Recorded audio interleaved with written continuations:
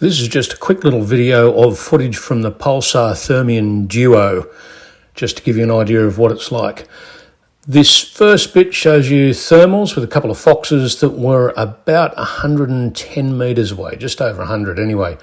Trying to whistle them in, but they were in mating season and not at all interested. So anyway, eventually I decided time to get both of them. I managed to get one, and the other one just bolted. You can see all the roos too. They were never in danger. I could easily pick them. This sow, definitely an easy shot. That was only about 70 metres. This one was with her and ran off, and I never quite got a chance for a shot until it disappeared up into the bushes. And this big boar, you can see him having a good feed, but off to the right, that's one of my sheep and some lambs. Definitely didn't want to mistake them for pigs. But as it was, he stood out very easily, and I knew that they were my sheep. He was easy to roll, quite literally as it turned out. Just wait for a second, you'll get the punchline. Anyway, one of the good things about a thermal, of course, is that if I'd gone up looking for him, I wouldn't have found him. He'd have been miles away because he rolled down the hill a long way before he stopped. Definitely an advantage of having a thermal.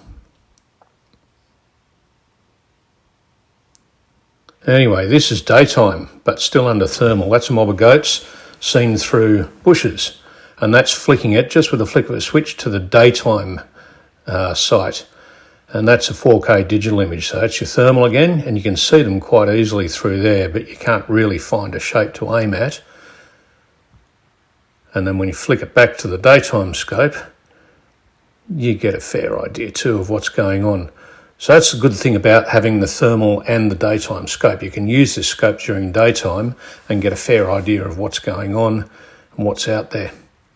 You don't have to swap rifles or scopes or anything else either, of course. The daytime image is definitely not quite as good as you see through a regular scope. I don't think they'll ever get scopes, digital scopes, that are quite that good. But this is quite good anyway. You can see the goats having a good feed there. It would have been easy to take a shot here, but I was too busy getting footage and finding out how the scope worked. Anyway, same goats. I moved position slightly, and there's one dead in front there, but you can't see it with the daytime scope. So with the picture-in-picture switch to thermal, you can get an idea of the movement in there. You know you've got something in there, and there he is. Out he comes.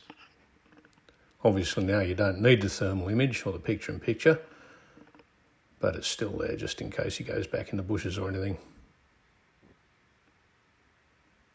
And this is much closer. Gives you an idea of how good the thermal is because you get more definition for your shot sometimes.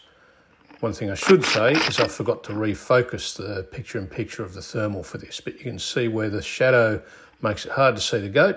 The thermal gives you plenty of good definition. Anyway, you can find out more at sportingshooter.com.au. The full test is there.